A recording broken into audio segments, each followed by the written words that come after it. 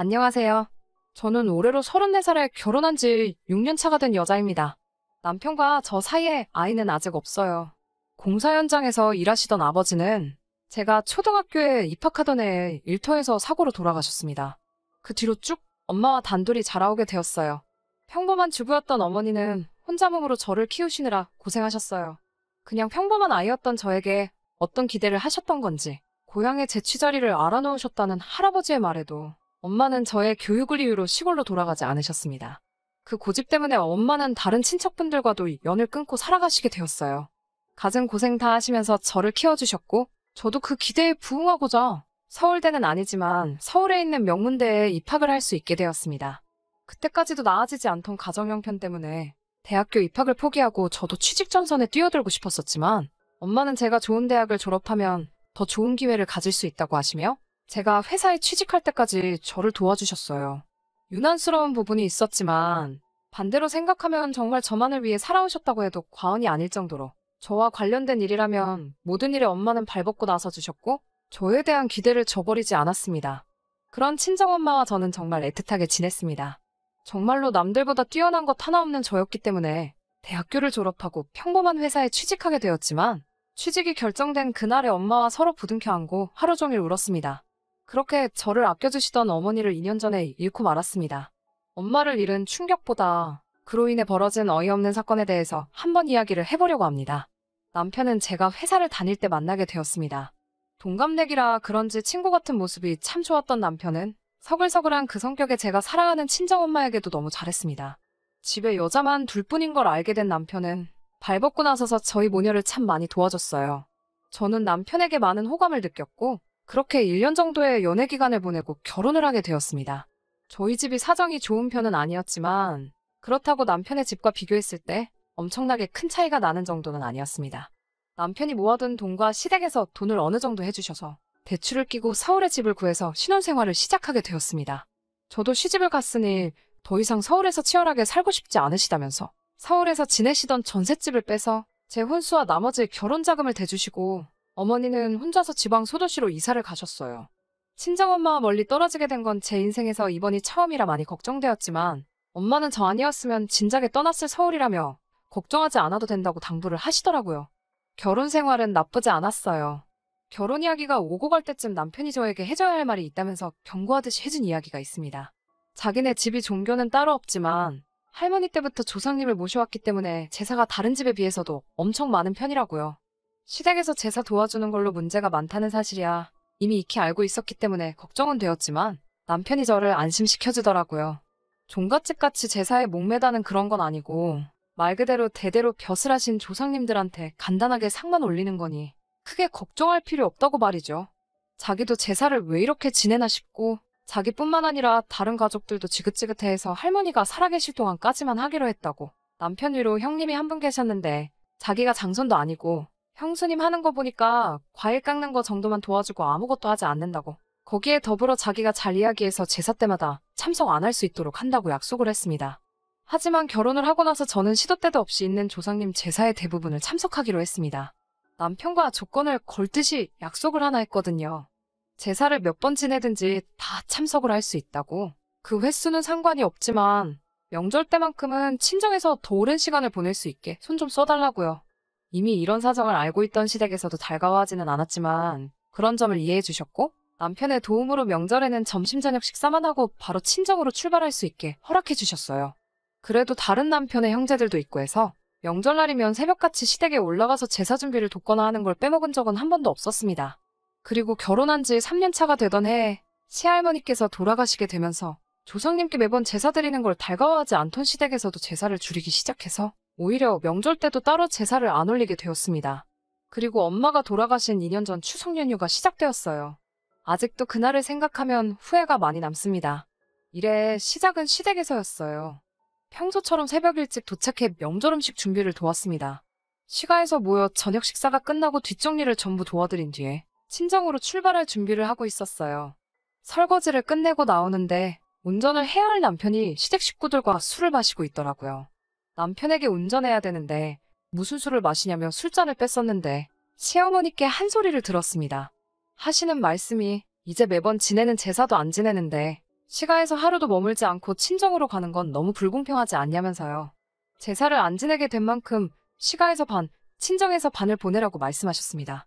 저희 어머니가 저를 보고 싶어 하는 만큼 시어머니도 그동안 아들이 보고 싶었으니 이해해달라고요. 차라리 미리 말씀해 주셨으면 좋았겠다는 생각을 했지만 시어머니의 말이 틀린 말은 아니고 충분히 시어머니나 남편의 입장도 이해가 갔기 때문에 다음날 점심 늦지막히까지 시댁에서 더 머물게 되었습니다. 저녁에 엄마하고 통화를 했는데 시간적인 여유가 많이 생기셨으니 제가 좋아하는 음식들로 만나게 준비해 놓을 테니 시댁에서 맛있는 거 너무 많이 먹고 오지 말라며 저를 달래주시더라고요. 다음날 이제 출발한다고 엄마한테 전화를 하는데 전화를 받지 않으셨어요. 전날에 도착하기로 1시간대쯤이면 충분히 도착할 것 같아서 엄마는 음식 준비하신다고 정신이 없으신가 싶어 별 다른 생각 없이 출발하게 되었습니다. 친정에 도착해서 아무리 현관문에서 엄마를 불러도 아무 대답이 없으셨어요. 느낌이 쎄서 부랴부랴 문을 따고 안에 들어갔는데 부엌에는 제가 좋아하는 음식들이 준비되어 있었고 엄마는 그 옆에서 바닥에 쓰러지신 채로 의식이 없었습니다. 뇌졸중이었습니다. 골든타임을 놓친 어머니는 그날 뇌사 판정을 받으셨고 2주 뒤에 병원에서 돌아가시게 되었습니다. 일이 아무것도 손에 잡히지 않았습니다. 그날 남편을 데리고 나와 하루를 머물지 않고 바로 출발했다면, 아니 제가 운전면허 따는 걸 미루지 않고 그날 저 혼자서라도 출발했었다면 엄마가 그렇게 된 게 전부 제 탓만 같고 저 때문에 이 사단이 난 것 같아 견뎌내기가 너무 힘들었어요. 부모 일은 자식이 저 하나만은 아니잖아요. 결국 어느 정도 시간이 지나고 이겨낼 수 있었지만 그래도 그 무거운 마음만큼은 떨쳐버리기 힘들더라고요. 진짜 문제는 엄마가 돌아가신 이후부터였습니다. 2년 전부터 전 세계를 강타한 이 시국을 저희 가족들도 피해갈 수 없었습니다. 자영업을 하던 형님네가 가장 큰 타격을 입게 되었지요. 처음 명절 때 시가에서 온 가족이 모였는데 그 이유를 다른 곳에서 찾더라고요. 예전과 우리 가족이 달라진 게 뭐가 있냐면서 조상님께 드리던 제사를 멈춘 걸 가장 큰 이유로 꼽았습니다. 시할머니가 돌아가시고 제사를 손에 놓자 조상님들이 노해서 후손인 우리들에게 벌을 주는 거라고요. 그때부터 시댁은 조금 과하다는 생각이 들 만큼 조상님 제사에 혈안이 되어 있었어요. 저도 이제 친정에 갈 이유가 없다는 이유로 그만큼 제사 준비 때마다 저를 부르셨고요. 남들보다 더 제사 지내는 걸 이해하지 않아 하던 남편도 불편함을 호소하는 저를 보고도 이때만큼은 아무 소리를 내주지 않았고 오히려 우리 잘 되라고 하는 일이니까 제가 불만만 갖지 말고 더 신경 좀 써주면 좋겠다는 식으로 이야기하더라고요. 남편이 제게 생각해보라고 우리 사이에 아이가 생기지 않는 이유가 자기가 제사에 소홀했기 때문에 조상님들이 벌을 주고 있는 걸 수도 있다고 말하면서 늘 조상님 제사에는 관심 없어 하던 평소와는 다른 모습을 보여줬습니다. 제사 준비는 시할머니가 계시던 시절보다 더 심해졌고 그만큼 음식에도 그때보다 신경을 더 썼기 때문에 제사가 있는 날에는 연락을 받고 새벽바람부터 시가에 도착해서 준비를 했어야 했어요. 하루는 조상님이 정해준 길일이라며 저와 남편이 서로 몸을 깨끗이 하고 새하얀 옷을 입고 제사를 드린 후 그날 밤에 시도를 하면 아이가 들어설 거라는 어디서 말 같지도 않은 걸 듣고 와서는 제사를 지내고 나서 애 만드는 건 1시간이면 되겠냐고 말하고는 온 가족이 집을 비워주더군요. 배려랍시고 온 가족이 밖으로 나갔다지만 남편과 제가 집이 빈 사이에 뭘 했는지 다 알 거 아니에요.